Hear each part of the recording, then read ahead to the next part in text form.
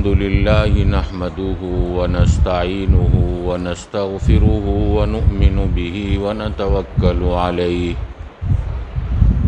ونعوذ بالله من شرور أنفسنا ومن سيئات أعمالنا ونعوذ بالله من شرور أنفسنا ومن سيئات أعمالنا من يهده الله فلا مضل له ومن يضلله فلا هادي له ونشهد أن لا إله إلا الله وحده لا شريك له ونشهد أن سيدنا ونبينا ومولانا محمدا عبده ورسوله صلى الله تعالى عليه وعلى آله وأصحابه وبارك وسلم تسليما كثيرا كثيرا أما بعد أعوذ بالله من الشيطان الرجيم بسم الله الرحمن الرحيم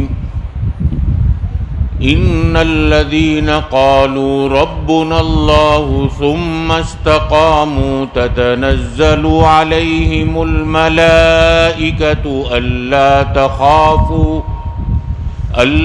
تخافوا ولا تحزنوا وأبشروا بالجنة التي كنتم توعدون صدق الله العظيم قال النبي صلى الله تعالى عليه وسلم الوائدة والموؤودة كلتاهما في النار أو كما قال عليه الصلاة والسلام.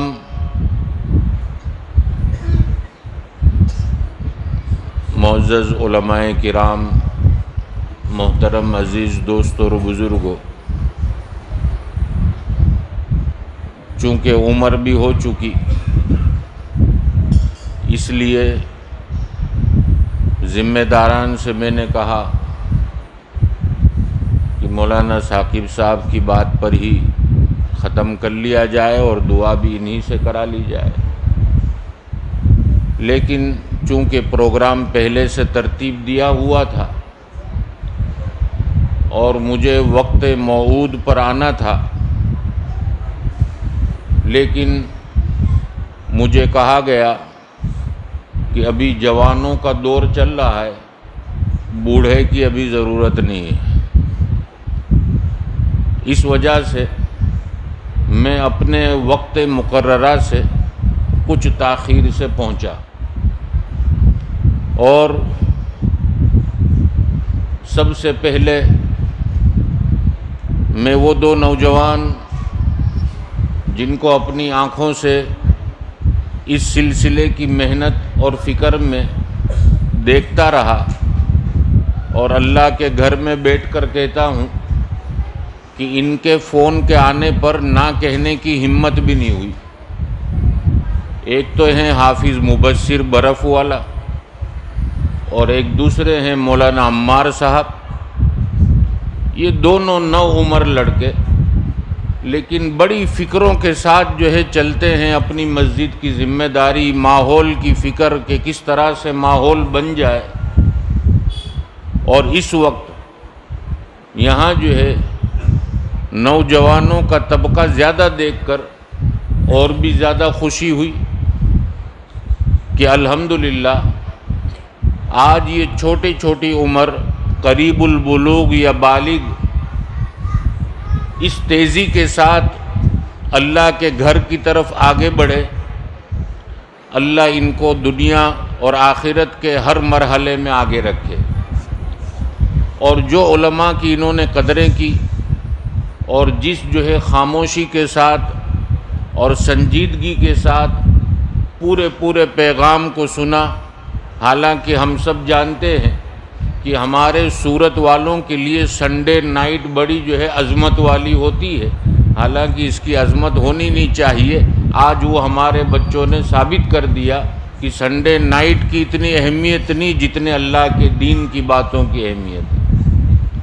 بخاری شریف کی ایک روایت ہے، نبی کریم صلی اللہ تعالیٰ علیہ وسلم نے فرمایا کہ جب اللہ کے دین کی آواز لگتی ہے تو لوگ تین طرح کے ہوتے ہیں. ایک تو وہ کہ اللہ کے دین کی عظمت کو دل میں رکھ کر اللہ کے دین کی باتوں کو سننے کے لیے جمع ہو جاتے ہیں، اور دوسرا طبقہ وہ ہوتا ہے جو شرما شرمی میں آ گیا کہ اگر ہم نہ گئے تو لوگ ہم کو کیا کہیں گے، اور تیسرا طبقہ وہ ہوتا ہے جو سنڈے نائٹ میں لگ گیا اور مسجد کو اور اللہ کے دین کی عظمت کو چھوڑ دیا. میرے پیارے نبی صلی اللہ تعالیٰ علیہ وسلم نے تینوں کا جو ہے حصہ بیان کیا کہ پہلا وہ جس کے دل میں اللہ کی عظمت اور اللہ کے دین کی باتوں کو سننے کا اور اس پر عمل کرنے کا شوق اس اعتبار سے آیا تو کل قیامت کے دن اللہ بھی اس کو جنت میں داخل کر دیں گے. دوسرا وہ طبقہ جو شرما شرمی میں آیا، اللہ فرماتے ہیں مجھے بھی شرم آئے گی کہ ان کو جنت میں داخل نہ کروں، ان کو بھی شرما شرمی میں جنت میں داخل کر دوں گا کہ جاؤ. اور تیسرا طبقہ جو منہ پھیر کر چلا گیا، پیارے آقا فرماتے ہیں اعرض اللہ عنہ، اللہ بھی اس سے اپنا چہرہ موڑ لیں گے. تو آپ سب جو ہے بڑے خوش قسمت کہ نبی کریم صلی اللہ تعالیٰ علیہ وسلم کی زبان مبارک سے دین کی باتوں کو سننے والوں کے لیے یہ جملے جو ہے نکلے. اللہ کرے ہم سب پر یہ جملہ کل قیامت کے دن صادق آ جائے. تو اس وقت مجھے یہ دو باتیں مختصر عرض کر دوں، اس لیے کہ ہمارے نوجوان علماء نے بڑی تفصیلی گفتگو آپ کے سامنے کر لی، اور اب میرے ذمے کچھ رہتا بھی نہیں کہ کچھ باقی کا میں عرض کروں. بس میری حیثیت تو وہ ہے کہ اگر جو ہے پہلے پانی نہ ملے استنجا میں تو کھڑو کا استعمال کیا جائے. تو پہلے جو ہے آپ نے پانی کا استعمال کر ہی لیا، اور جب پانی ہو تو پہلی استنجا اس سے کرنا افضل فقہا نے لکھا ہے. اب جو ہے چونکہ میرے ذمے تھا، اب کوئی باقی نہیں رہا نوجوان میں سے، تو اب کھڑو کی جگہ پر میں آیا ہوں. تو خیر دو باتیں یہ عرض کرنی ہے کہ جتنی ہماری مجلسیں دوپہر سے لے کر اب تک ہوئی، یہ سب کے سب ایمان والوں کے لیے ایک ایمان شرط ہے. اور ایمان والا کون کہا جائے گا؟ تو کہا جس کے اندر اعمال صالحہ ہو، جو اعمال صالحہ کا اہتمام کرتا ہو. اور جب اعمال صالحہ کا اہتمام کرے گا تو اللہ کا ڈر دل میں پیدا ہوگا. جب اللہ کا ڈر دل میں پیدا ہوگا تو پھر جو ہے گناہوں سے بچنا آسان ہو جائے گا. جب اللہ کا ڈر دل میں داخل نہیں ہوا، پتہ چلا کہ اعمال صالحہ کا اہتمام نہیں ہے، نہ قرآن کی تلاوت ہے، نہ ذکر و اذکار ہے، اور نہ جو ہے نمازوں کا سنتوں کے ساتھ اہتمام ہے. میں اکثر مجلس میں کہا کرتا ہوں کہ جب تک ہم دیندار نہیں کہے جاتے تھے اس وقت تو ہم ظہر کی 12 رکعت پڑھتے تھے، عصر کی 8 رکعت پڑھا کرتے تھے، مغرب کی 7 رکعت پڑھا کرتے تھے، اور عشاء کی 17 رکعتیں پڑھا کرتے تھے. لیکن جب سے ہمارے اوپر دینداری کا لیبل دنیا والوں نے لگایا، ہماری نمازیں کم ہو گئی. عصر کی 4 فرض رہ گئی. غیر موقدہ تو یہ سمجھتے ہیں پڑھنا جو ہے چھوڑ ہی دینا چاہیے. حالانکہ بخاری شریف میں ایک روایت ہے، نبی کریم صلی اللہ تعالیٰ علیہ وسلم نے فرمایا کہ کل قیامت کے دن جب اعمال نامے میں کمی ہوگی، جنت میں لے جانے والے اعمال نامے میں کمی ہوگی، تو اس کمی کو یہ سنت غیر موقدہ اور نوافل کے ذریعے سے پور کیا جائے گا. آج اسی کو ہم نے چھوڑ دیا. تو پیارے عزیز نوجوانوں، آپ اللہ کے گھر میں بیٹھے ہو، میں آپ سب سے یہ سوال کرتا ہوں کہ ہم جو ہے امتی بن کر رہنا چاہتے ہیں یا امتی سے ہمارا نام ہٹ جائے نعوذ باللہ، اس میں ہم خوش ہیں؟ کس میں خوش ہیں؟ بتاؤ بھائی، بچے سن رہے ہیں، کیا کر رہے ہیں؟ ہم امتی بن کر جیے، اس میں ہم کو مزہ ہے، یا غیر امتی بن کر جیے اس میں مزہ ہے؟ امتی بن کر. تو میرے پیارے عزیز دوستو، آج جو ہے یہود نے، نصارہ نے اور جتنی بھی باطل طاقتیں ہیں، انہوں نے یہ محنت کی کہ ہمارے نوجوانوں پر سے، ہمارے بوڑھوں پر سے، ہمارے جو ہے پڑھے لکھے لوگوں پر سے امتی کا لیبل ہم ویسے ڈائریکٹ تو ہٹا نہیں سکتے، آہستہ آہستہ ان کو امت والے پلیٹ فارم سے کس طرح سے ہٹایا جائے.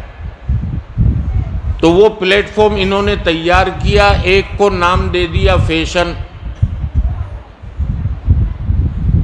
کہ فیشن میں چلو، مسجد سے باہر نکل کر تمہارا لباس امتی والا نہ ہو، تمہارے سر پر جو ہے ٹوپی نہ ہو، تم اپنے گھر میں اپنے ماں باپ کے ساتھ گالی گلوچ سے بات کرو، تم اپنے سر پر غیروں والے بال رکھو، تم اپنے جو ہے چلنے کا طور و طریق جو امتی کا ہے وہ طریقہ چھوڑو. امتی کیسے چلتا ہے؟ قرآن نے بیان کیا، وَعِبَادُ الرَّحْمَنِ الَّذِينَ يَمْشُونَ عَلَى الْأَرْضِ هَوْنًا. رحمان کے بندے جب زمین پر چلتے ہیں تو نرمی کے ساتھ چلتے ہیں. وَإِذَا مَرُّوا بِاللَّغْوِ مَرُّوا كِرَامًا. جب کسی برائی والی جگہ سے گزرتے ہیں تو شرافت کے ساتھ گزر جاتے ہیں. کوئی کیرم بورڈ کھیل رہا ہے تو ادھر دیکھتے نہیں کہ کس کے کتنے داؤ باقی. کہیں کرکٹ چل رہی ہے تو ادھر ادب وال کے کھڑے نہیں ہوتے کہ T20 کا کیا حال ہے. وہ کیا کرتے ہیں؟ رحمان کے بندے شرافت کے ساتھ نیچی نگاہ سے گزر جاتے ہیں. تو یہ رحمان کے بندوں کی چالوں سے ہم کو ہٹانے کے لیے محلے سے ہم گزر رہے ہیں، کسی کے گھر میں سے جو ہے چیخنے اور چلانے کی آواز آ رہی ہے، ہم جو ہے خالی خالی فون نکال کر کھڑے ہو جاتے ہیں، کسی کو لگے فون میں مشغول ہے حالانکہ وہ گھر والوں کی باتیں سن رہا ہے، تاکہ دوسروں تک پہنچائے کہ آج اس گھر میں جھگڑا ہوا، آج میاں بیوی لڑے. حتیٰ کہ حدیث شریف میں شوہر کو بھی منع کیا گیا کہ اپنی بیوی کے ساتھ گزارے ہوئے وقت کو باہر اپنے دوستوں میں اس کا تذکرہ نہ کرے. تو آج معاملہ یہ امتی والے پلیٹ فارم سے ہٹانے کے لیے، رحمان کے بندوں سے ہٹانے کے لیے آج شوہر اپنی بیوی کی برائی اپنے دوستوں کے سامنے کرتا ہے کہ جانے دو نا، آج تو اتنی گڑبڑ کرتی تھی، میں نے تو 2 رسید کری تھی نا، چپ ہو گئی. تو یہ رحمان کے بندوں کی چال نہیں. بخاری شریف میں نبی کریم صلی اللہ تعالی علیہ وسلم نے فرمایا، تم میں شریف وہ ہے جو اپنی بیوی کو نہ مارے. اور آج بیوی کو مارنا پھر کہتے ہیں قرآن سے ثابت ہے، آیت بھی پڑھتے ہیں کہ یہ درجے میں اس کو مارا جائے. ارے اللہ کے بندے، اس آیت کی تفسیر نبی کریم صلی اللہ تعالی علیہ وسلم نے جو بیان کی، صحابہ کرام نے جو بیان کی، اس پر سے فقہا نے مارنا کس درجے کا لکھا ہے اس کا علم بھی حاصل کر لے، اس کے بعد یہ بات کرنا تو قرآن پر تہمت باندھتا ہے.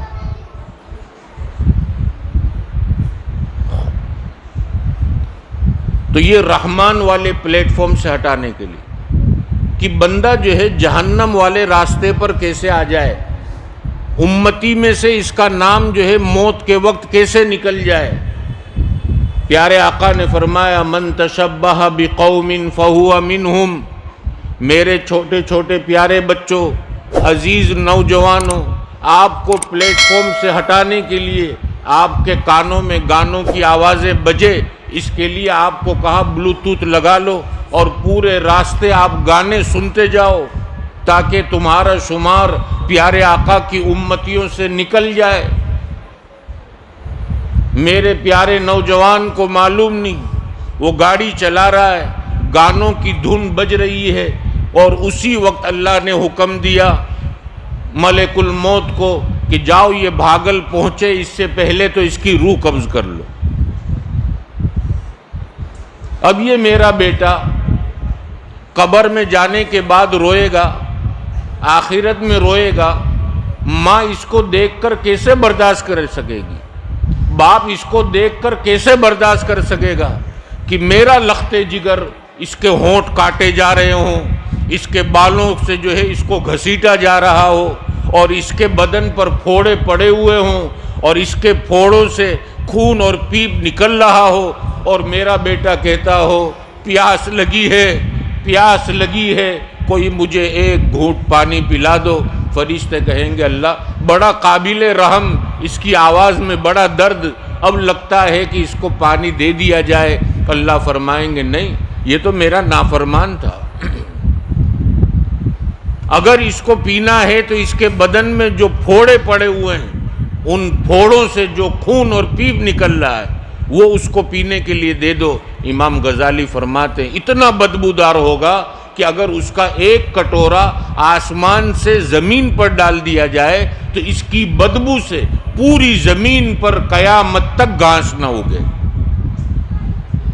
پیارے بچوں، آپ دنیا کے مزہ کو مزہ نہ سمجھو، اپنے دوستوں کی آپ تشکیل کرو کہ ہمارا یہ وقت قیمتی ہے، چلو ہم کسی اللہ والے کے پاس جائیں اور اس کی خدمت میں بیٹھیں اور اس کی باتوں کو سنیں، تاکہ ہمارے دل کے اندر بھی شوق پیدا ہو، اللہ والوں کے ساتھ رہیں، ان کے جو ہے دن بھر کے اعمال دیکھیں، ان کی دعائیں دیکھیں، ان کا رونا دیکھیں، تاکہ ہمارے اندر آ جائے۔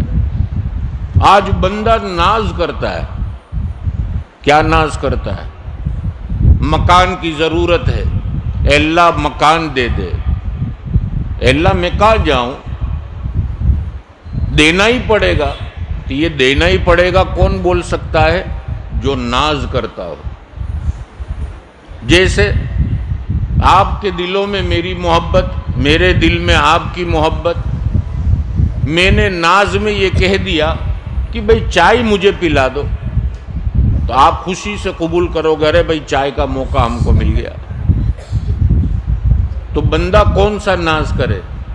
جس کے دل میں جو ہے، لوگوں کے دل میں جب اس کی محبت ہو۔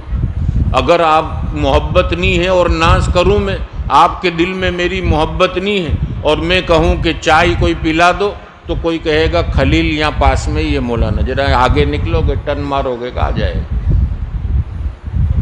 تو ناز کون کرے؟ جس کی محبت لوگوں کے دلوں میں ہے۔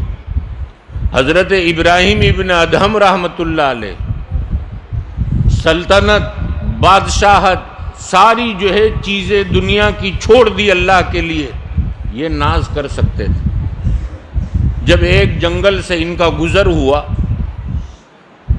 تو وہاں جو ہے ایک فقیر کو دیکھا، اللہ والے کو دیکھا، درویش کو دیکھا کہ جس کے لیے آسمان سے کھانا اترتا ہے، کہ اللہ والا ہے، اس کی صحبت میں رہ کر اپنے آپ کو تیار کروں، لیکن یہ ابھی پکا اللہ والا نہیں بنا تھا، ناز کرے اتنے اعمال نہیں تھے۔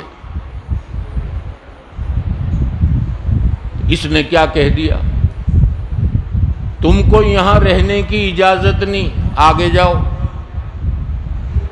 ابراہیم ابن ادہم رحمۃ اللہ علیہ کے دل پر اللہ نے کشف کیا کہ ابراہیم جواب دے دو کہ تمہاری روٹی کے لیے نہیں رکا ہوں، میں تو تمہاری صحبت کے لیے رکا ہوں۔ جب ابراہیم ابن ادہم رحمۃ اللہ علیہ نے یہ جملہ کہا تو وہ فقیر کی جان میں جان آئی کہ ہاں 2 ہی روٹی آتی ہے نا، آدھی آدھی تو میرا بھی پیٹ نہیں بھرائے گا۔ کھانے کا وقت ہوا، ابراہیم ابن ادہم رحمۃ اللہ علیہ کونے میں ہے، اس کا دسترخوان اترا جس میں روٹی اور سالن تھا، اور ابراہیم ابن ادہم رحمۃ اللہ علیہ کا جو کھنچا آیا سجا سجایا آیا۔ وہ فقیر دور سے کہتا ہے یہ ابھی آج کل کا ولی بنا اور اتنا اونچا مقام، میں تو برسوں سے محنت کرتا ہوں، مجھے یہ روٹی اور یہ ترکاری۔ کہا اللہ یہ کیا؟ ناز نہیں کر سکتا تھا لیکن ناز کیا، اللہ یہ کیا؟ برسوں کا مجاہد، برسوں کا تیری رٹ میں اپنے ایام کو اور اپنے وقت کو لگایا ہوا، اللہ اللہ کہتے میری زبان نہیں تھکتی، میرے لیے سیدھا سادہ اور اس کے لیے اتنا عالی شان۔ کہا ابراہیم ناز کر سکتا ہے، تم ناز نہیں کر سکتے۔ اسی لیے علماء نے لکھا ہے کہ یوسف کی طرح اگر ناز نہیں کر سکتے تو یعقوب کی طرح جو ہے زار و قطار رونے میں اپنے آپ کو لگا دے۔ یعقوب علیہ السلام روئے ہیں۔ اگر یوسف کی طرح ناز کرنے والے نہیں بن سکتے تو یعقوب بن جاؤ، یعنی ان کے جیسا آہ و زاری سیکھ لو۔ یہ آپ نوجوان ہیں، آپ کی آنکھوں سے نکلا ہوا ایک آنسو، اے اللہ معاف کر دے، اے اللہ تیرے دین پر چلا دے اور اس چلنے میں تو ہماری مدد کر دے، یہ جملہ جو آپ کی زبان سے نکلے گا اللہ کی رحمت جوش میں آ جائے گی۔ اللہ کہیں گے دیکھو نوجوانوں کے ساتھ کتنا جو ہے میں نے چیزیں لگا رکھی کہ دوستوں کے موبائل پر میسج بھی آ رہے ہیں، چلو کمپنی تیار ہو گئی، آج فلانی جگہ کھانے کو جانا ہے، آج فلانی جگہ جانا ہے۔ دیکھو میرے بندے نے اپنے آپ کو کتنا جمع کر بٹھایا۔ جیسے مولانا نے کہا کوئی ادا اللہ کو پسند آ جائے اللہ ولایت کا دروازہ کھول دیتے اور اس سے جو ہے اللہ کام لیتے ہیں۔ تو خیر بات کا جو شروعات تھی، جو شروع میں نے حدیث پڑھی، الواعدۃ والموعودۃ کلتاہما فی النار او کما قال، کہ زندہ درگور کرنے والی اور زندہ درگور کی ہوئی دونوں جہنم میں ہوگی، یہ حدیث۔ اب زندہ درگور کی ہوئی اس کا کیا قصور؟ اس کو کیوں جہنم میں ڈالا جائے گا؟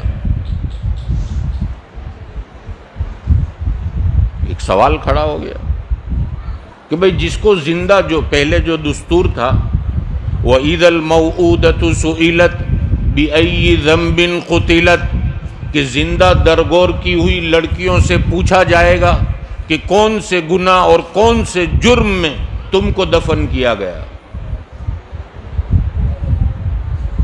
تو لڑکی پیدا ہوتی تھی، عیب سمجھتے تھے، اس کو جو ہے زندہ دفن کر دیتے تھے۔ حالانکہ وہ دستور تاریخ کی کتابیں دیکھتے ہیں تو پتہ چلتا ہے کہ اس وقت یہ دستور ہمارے ہندوستان میں بھی تھا کہ لڑکی کو مار کر پھر دفن کیا جاتا تھا۔ پہلے مارا جاتا تھا، مر جاتی تھی، اس کے بعد دفن کیا جاتا تھا۔ اور عرب میں کیا تھا؟ زندہ ہی اندر ڈال کر اوپر مٹی ڈال دیتے تھے۔ تو عربوں کا یہ طریقہ ہندوستان والوں سے زیادہ سخت تھا۔ تو اب یہ عرب لوگ ایسا کیوں کرتے تھے بھائی؟ کوئی اپنے معصوم بچے کو باپ ہو کر زیادہ تکلیف دے گا؟ تو کہا اس کی وجہ یہ ہے کہ عرب لوگ جو ہے خون کرنا یہ اپنے اوپر لینا نہیں چاہتے تھے کہ میں نے قتل کیا، اس لیے دفن کر دیتے تھے کہ اندر گنگڑا کر خود مر جائے۔ یہ ان لوگوں کی تھنکنگ یہ تھی۔ تو زندہ درگور کرنے والی یعنی جو ماں نے اس کو دفن کیا ہے وہ تو جہنم میں ہوگی، سمجھ میں آیا، لیکن جو بچی جس کو زندہ درگور دفن کیا گیا وہ جہنم میں کیوں جائے گی؟ تو اس سلسلے میں علماء نے لکھا کہ اس کا جہنم میں جانا اس طریقے سے ہوگا کہ جہنم کا عذاب غیر معذب ہوگا، یعنی وہ عذاب والی شکل نہیں ہوگی، نظر آئے گا کہ جہنم میں ہے لیکن اس پر جہنم والے جو سزائیں ہیں وہ جاری نہیں ہوگی۔ اب آپ کہیں گے مولانا یہ سمجھنا کیسے؟ اس کی مثال، ایک آدمی جیل میں بند کر دیا گیا، اب اس سے آپ پوچھو کہ جیل کی سزا کیا ہے، وہ کہے گا کہ یار نہ دن کٹتا ہے نہ رات کٹتی ہے، پورا وقت جو ہے گھر یاد آتا ہے اور جیلوں والا کھانا دیا جاتا ہے، ہم تو سنیچر کے دن توے پر کھانے والے اور ہوٹلوں میں پھرنے والے، اور آج جو ہے یہاں جیل کے پیچھے یہ ابلے ہوئے چاول اور ترکاری ہمارے سامنے پیش کی جاتی ہے، کھاتے کھاتے ماں کی ممتا یاد آتی ہے، باپ کی شفقت یاد آتی ہے، بھائی بہنوں کا پیار یاد آتا ہے کہ ہم نے جو ہے ان کی قدر نہیں کی۔ آج ہمارا کیا حال ہے، یہاں کوئی پوچھنے والا بھی نہیں کہ پیٹ بھرایا کہ نہیں بھرایا، کیوں نہیں کھایا، کوئی پوچھنے والا نہیں۔ تو بھئی اس کے اوپر تکلیف ہے، یہ تو سمجھ میں آ گئی۔ اب جیل کے اندر جو لوگ پہرے دار ہیں وہ دیکھنے میں تو کیا ہے، جیل میں، لیکن ان پر کوئی سزا نہیں ہے۔ سمجھ میں آ گئی مثال کہ جیل کے اندر ایک تو سزا کاٹنے والا مجرم وہ جہنمی، اس کی مثال، اور جیل کے اندر کھانا پہنچانے والے، پانی پہنچانے والے، بیریک کی دیکھ ریکھ رکھنے والے، یہ سب بھی پولیس والے بھی اندر ہیں، لیکن کیا کہا جائے گا، غیر معذب ہیں، ان پر کوئی سزا نہیں ہے۔ یہ جو ہے اپنی چاہت کا کھانا بھی کھاتے ہیں، لیکن دیکھنے والے کیا کہتے ہیں، جیلر، جیل میں رہنے والا۔ تو کہا اسی طریقے سے یہ زندہ دفن کی ہوئی لڑکی کو جہنم میں تو ڈالا جائے گا، لیکن جہنم والی سزا اس پر نہیں ہوگی۔ اب اللہ کا ہر کام تو حکمت والا، ہم پوچھنے کی ہمت تو نہیں رکھتے کہ اللہ اس میں کیا حکمت، لیکن اللہ جزائے خیر دے ہمارے اکابرین کو، علماء مفسرین کو، کہ انہوں نے ہر چیز کی تفسیر کر دی۔ کہ اس کی ماں جس نے اس کو زندہ دفن کیا وہ بھی جہنم میں ہوگی، تو وہ جہنم میں عذاب والی شکل میں ہوگی، وہ اپنی بیٹی کو دیکھے گی کہ میری بیٹی بھی جہنم میں، حالانکہ اس پر عذاب نہیں ہوگا، لیکن ماں اس کو دیکھ کر کہے گی کہ میں نے اس کو زندہ دفن کیا اس لیے میں آ گئی۔ دوسرا یہ سوچے گی کہ میری وجہ سے میری بیٹی بھی جہنم میں۔ اب علماء لکھتے ہیں کہ یہاں جس طرح سے فطرت ہے، ماں کی محبت فطری ہے، ویسے وہاں بھی ہوگی، تو کہا ہو سکتی ہے۔ تو ماں اندر سے کہے گی کہ میری بیٹی میری وجہ سے جہنم میں آئی، تو ماں کو ڈبل سزا دینی تھی، ایک تو جہنم کی سزا اور دوسرا گھٹ گھٹ کر رہنے کی سزا۔ دوسری مثال، وقت تو ہو گیا، اب مثال دے کر آگے بڑھنے سے پہلے یہیں بات کو ختم کریں۔ جنت کے اندر اللہ نے 8 دروازے رکھے، اور مفسرین نے، محدثین نے لکھا کہ جنت میں جانے والے لوگ ویسے تو کم ہوں گے، عاصی اور نافرمان زیادہ ہوں گے، اللہ کرے جنت میں جانے والا طبقہ زیادہ بن جائے، تو اللہ نے جنت کے دروازے رکھے 8 اور جہنم کے دروازے رکھے 7۔ اب جہنم کے اندر بھی جو ہے داروغہ ہیں، فرشتے ہیں، اس کی دیکھ ریکھ رکھنے والے جہنم کی۔ تو اب جو ہے کوئی کہے کہ بھائی یہ فرشتے بھی تو جہنم میں ہیں، ہم کہیں گے ہیں، لیکن ان پر کوئی عذاب والی سزا نہیں ہے۔ تو جہنم کے دروازے رکھے 7 اور جنت کے رکھے 8، جیسا کہ آپ نے جو ہے حدیث کی کتابوں میں پڑھا کہ ہر دروازے کا نام بھی اللہ نے جو ہے الگ الگ رکھا، ایک کا نام باب الصلاۃ رکھا، ایک کا نام باب الریان رکھا۔ جو نمازی ہوگا تو وہ جو ہے نماز والے دروازے سے پکار آواز آئے گی، آ جاؤ۔ جو روزے دار ہوگا تو وہ ریان والے دروازے سے آواز آئے گی۔ دیکھو اللہ نے نام بھی کتنا جو ہے میچنگ رکھا ہے۔ ریان اس کا ترجمہ کیا ہوتا ہے؟ ترو تازہ دروازہ، ترو تازہ پانی سے بھیگا ہوا دروازہ، یہ اس کا ترجمہ ہے، ریان کا ترجمہ جو جنت کا جو ہے دروازہ ہے، اس کا ترجمہ یہ ہے کہ ترو تازہ، ترو تازہ پانی سے بھیگا ہوا دروازہ۔ حضرت ابو بکر صدیق رضی اللہ تعالیٰ عنہ نے کہا، اے اللہ کے رسول صلی اللہ علیہ وسلم، کیا کوئی ایسا بھی ہوگا کہ جس نے ہر طرح کے اعمال کیے ہوں اور ہر دروازے سے اس کے لیے پکار آتی ہو؟ پیارے آقا نے فرمایا، انا ارجو انت منہم، مجھے امید ہے کہ وہ تم ہوگے۔ اب یہاں سوال پیدا ہوا کہ دروازہ تو ایک ہی ہوتا ہے جنت میں داخل ہونے کے لیے، ایک میں سے انٹری ہو گئی، پھر دوسرے دروازوں کے پکار کی کیا مطلب؟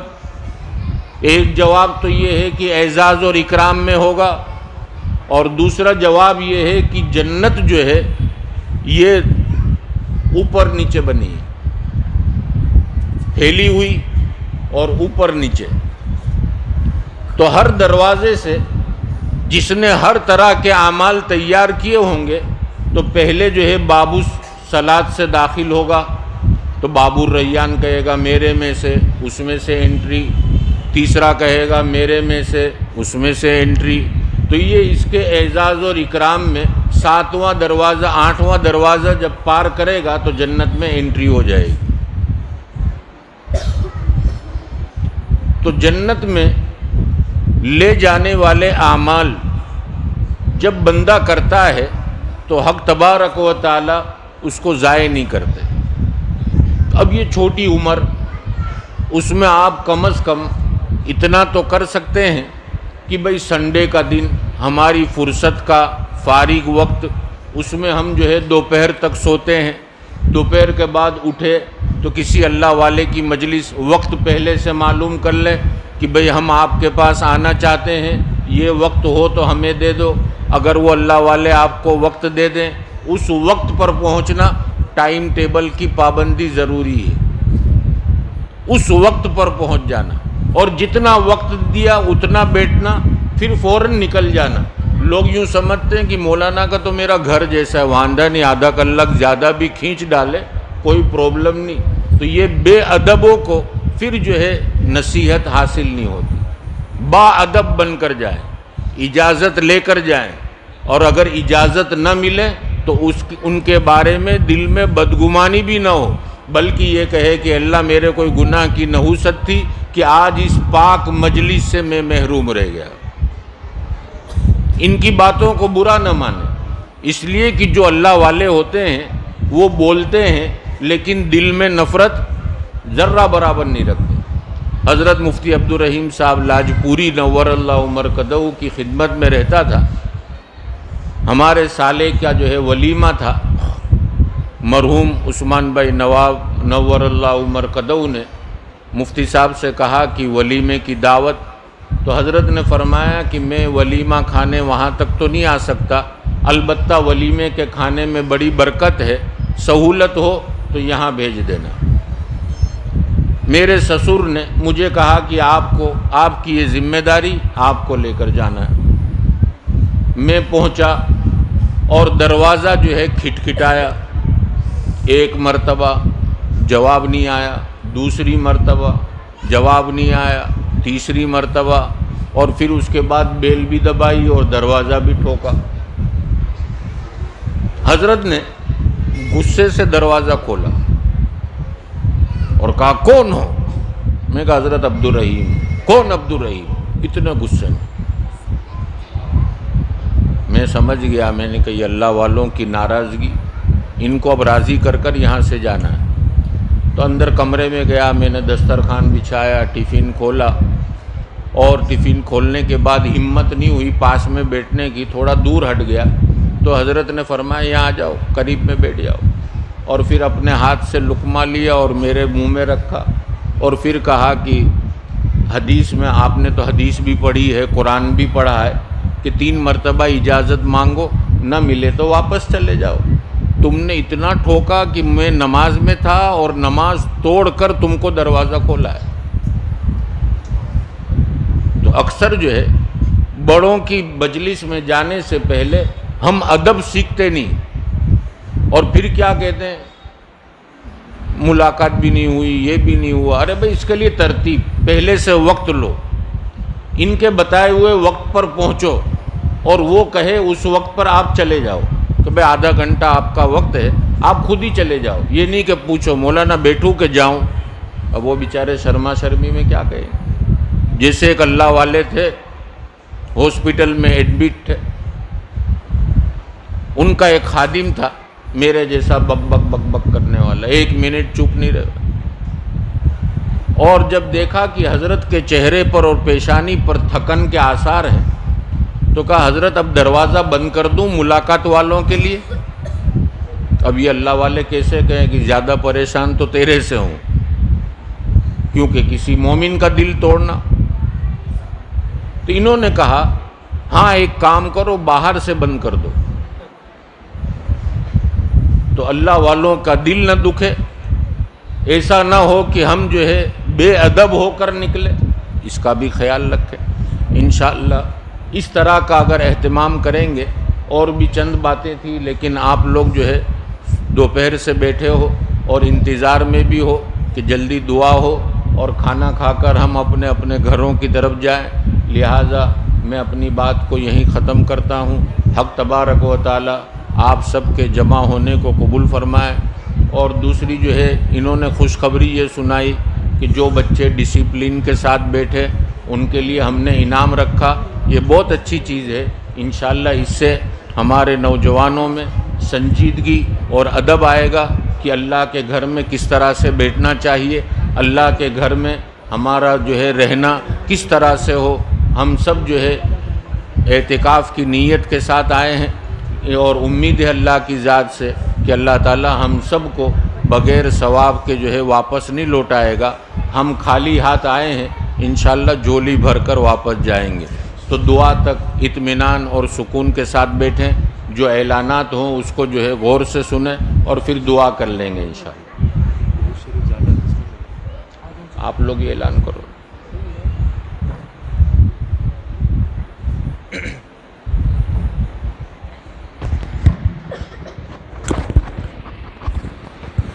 بھائی درود شریف زیادہ کس نے پڑھے بچوں میں سے؟ ہاتھ خالی اونچے کرو بیٹا. 37,000 11,000 والا ہے. 34 جی کتنے؟ 37,000 کا نام کیا ہے؟ اس کا نام کیا ہے؟ یہ کس کی ہے بیٹا؟ 37,000. ماشاء اللہ. کیا نام ہے؟ یہ محمد فرحان ہے. حضرت قاسم بھائی لکھ دو. فرحان لکھو بیٹا. باقی بیٹھ جاؤ. آپ کا نام آئے گا. سب بیٹھ جاؤ بیٹا.